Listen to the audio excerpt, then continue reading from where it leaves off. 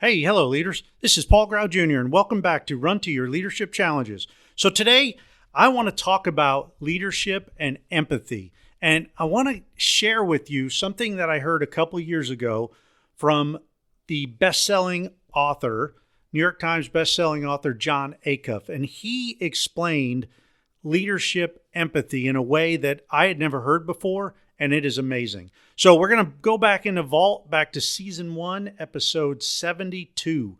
And here it is. I think you're really going to enjoy it.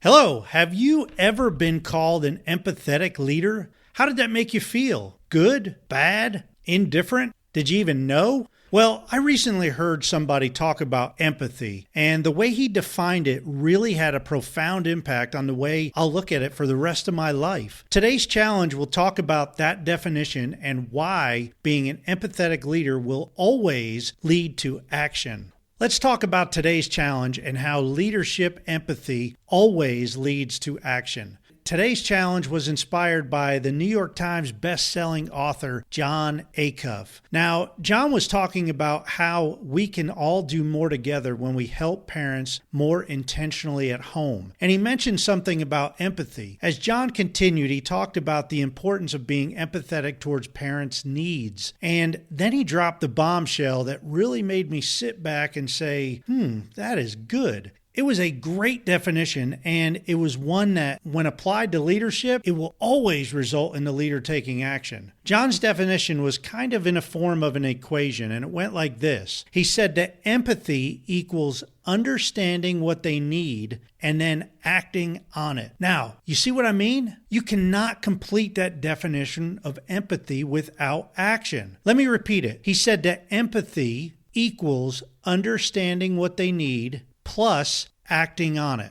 Now, empathy is not just listening to somebody, or it's not just feeling what they feel, or it's not just explaining to others how somebody feels. No, empathy is understanding and taking action. And you know what? That is leadership at its finest. I mean, think about it. With all the talk nowadays about emotional intelligence and servant leadership, heck, that definition of empathy hits on both of them and really hits to the core of exactly what your people need. Now, if you are described as an empathetic leader, it means that you are a catalyst, that you're a mover and a shaker, that you get things done. And not only some things, you get what needs to be done. Does that make sense? So I decided to look up the definition of empathy in a dictionary. And lo and behold, according to Merriam-Webster's online app dictionary on my phone, empathy is defined as the action of understanding, being aware of, being sensitive to, and vicariously experience the feelings, thoughts, and experiences of another. Now, I don't know about that whole other half of the vicariously experiencing the feelings and all that, but did you catch that first statement? The action of understanding. How cool is that? Did you ever even know that understanding was an action?